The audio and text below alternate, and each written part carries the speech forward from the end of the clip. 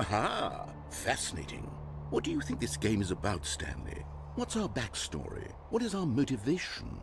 Well, it seems obvious to me that you are meant to play as a creepy man spying on innocent civilians below you from up high in your creep tower, perhaps for some sort of twisted, erotic purpose.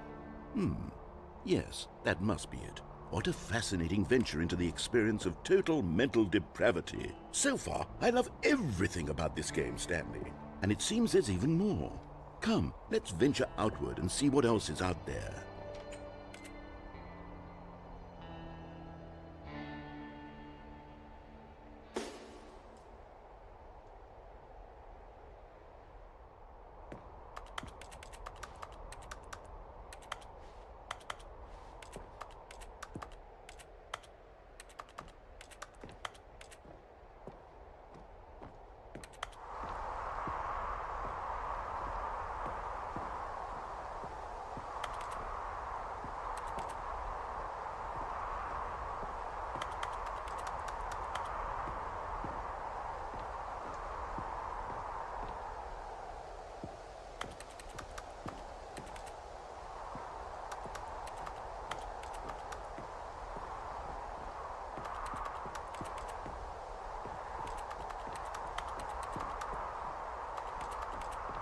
Oh, no. No, it can't be.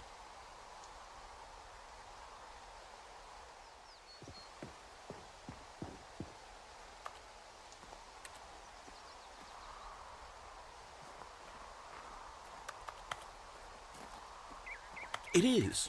It's an open world game. Good God, quickly block it off. Oh, thank goodness, Stanley. What a close call.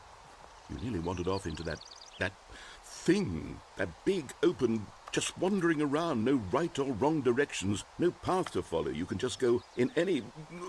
Oh, thank heavens we avoided it. We're out of the woods now, Stanley. Okay, I'm going to get us out of here. Let's find another game. Preferably something with walls. Something with nice, big, insurmountable walls. Okay, I think this will be just the thing.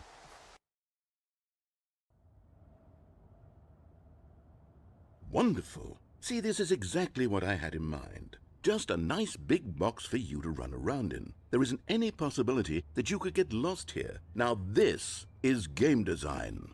Stanley, if you manage to get lost in this game, I will be phenomenally impressed. Okay, so what exactly do we do here? Let's see. There are lots of cars here in the back, but obviously there's no racetrack.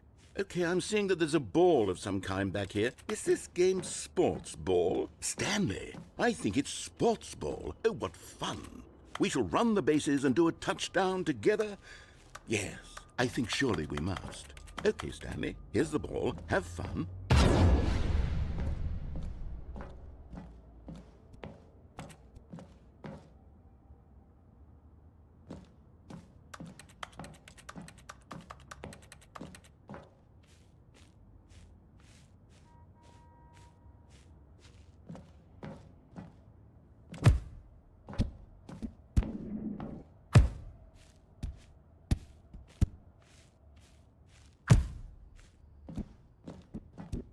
Are you doing it? Are you winning? Is this fun? Is it better than my miserable little story that I worked so hard on? Stanley, I have a thought, and I realize I'm not a sportsologist, but if... Hold on. What are you doing?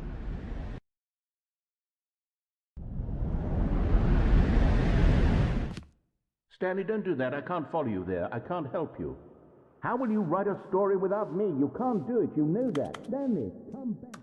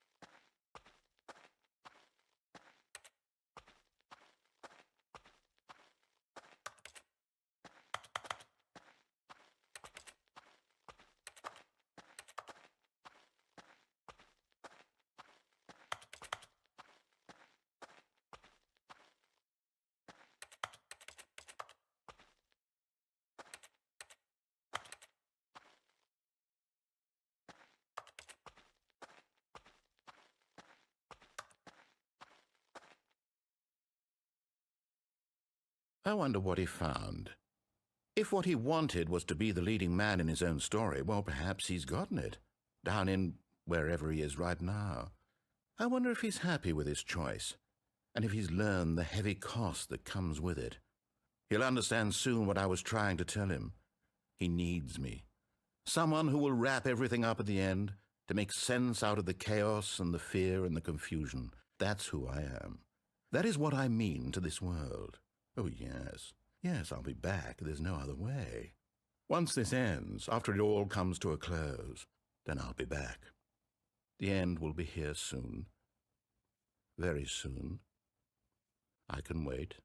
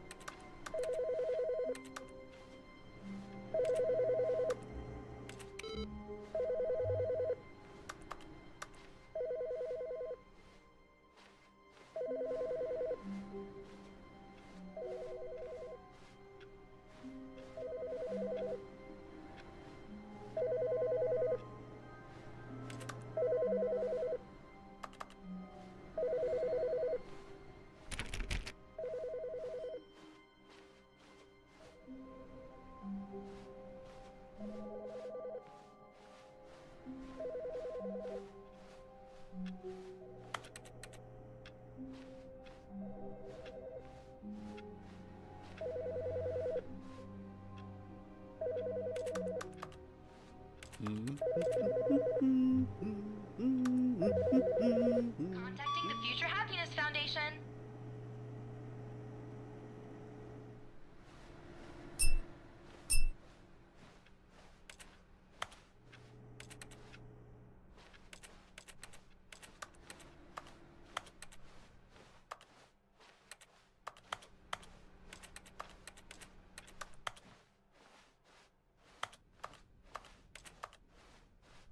When Stanley came to a set of 2 open doors, he entered. This was not the correct way to the meeting room, and Stanley knew it perfectly well. Perhaps he wanted to stop by the employee lounge first, just to admire it. Standing now in this incredible room, Stanley for the first, but eager to get back to business, Stanley took the first open door on his left. Stanley was so bad at following directions, it's incredible he wasn't fired years ago. Look, Stanley, I think perhaps we've gotten off on the wrong foot here. I'm not your enemy, really, I'm not. I realize that investing your trust in someone else can be difficult, but the fact is that the story has been about nothing but you all this time. There's someone you've been neglecting, Stanley. Someone you've forgotten about. Please, stop trying to make every decision by yourself. Now, I'm not asking for me, I'm asking for her. This is it, Stanley. Your chance to redeem yourself. To put your work aside. To let her back into your life. She's been waiting. That's her, Stanley. You need to be the one to do this. To reach out to her. If you can truly place your faith in another, then pick up the phone.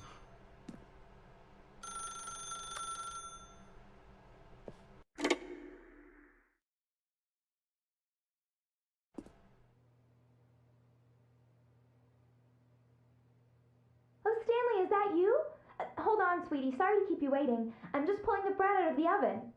All right. Okay, there we go.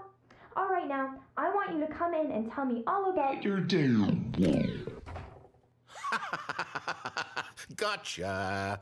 Oh, come on. Did you actually think you had a loving wife who'd want to commit their life to you? I'm trying to make a point here, Stanley. I'm trying to get you to see something. Come inside. Let me show you what's really going on here. Sorry, but you're in my story now.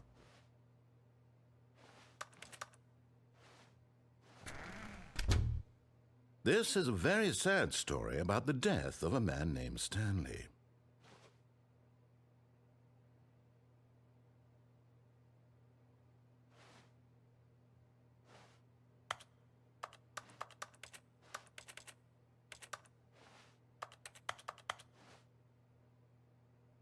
Stanley is quite a boring fellow. He has a job that demands nothing of him, and every button that he pushes is a reminder of the inconsequential nature of his existence.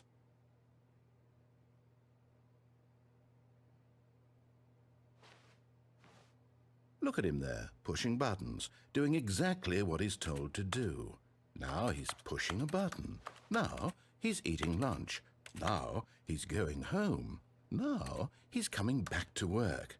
One might even feel sorry for him, except that he's chosen this life. But in his mind, in his mind he can go on fantastic adventures.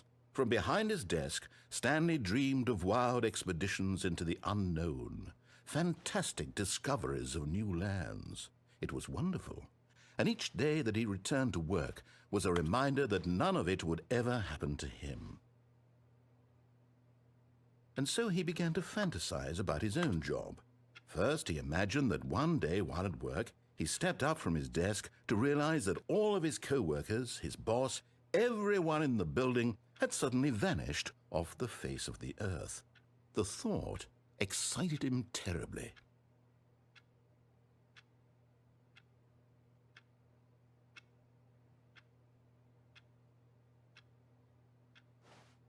So he went further. He imagined that he came to 2 open doors and that he could go through either. At last, choice. It barely even mattered what lay behind each door. The mere thought that his decisions would mean something was almost too wonderful to behold.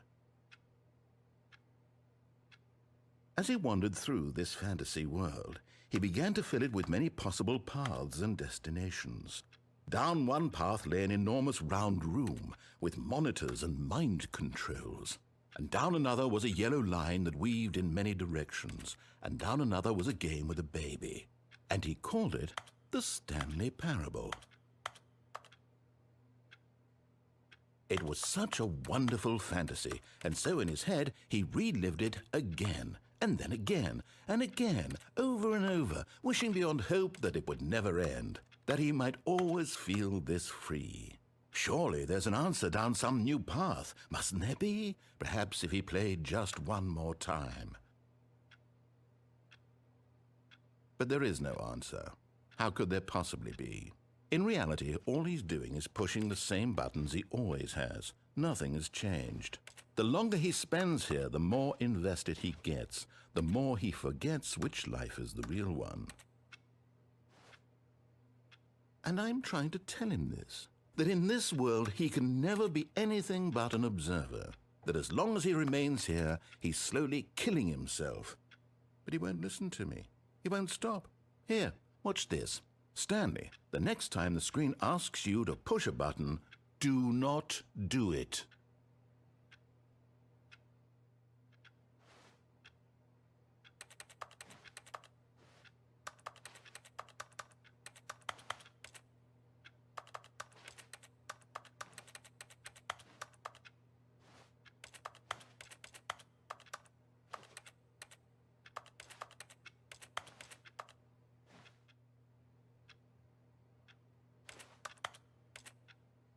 You see? Can he just not hear me? How can I tell him in a way that he'll understand that every second he remains here, he's electing to kill himself?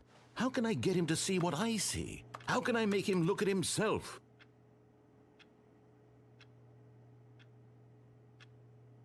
I suppose I can't, not in the way I want him to. But I don't make the rules. I simply play to my intended purpose, the same as Stanley. We're not so different, I suppose. I'll try once more to convey all this to him. I'm compelled to. I must. Perhaps, well, maybe this time he'll see. Maybe this time. And I tried again, and Stanley pushed a button. And I tried again, and Stanley pushed a button. And I tried.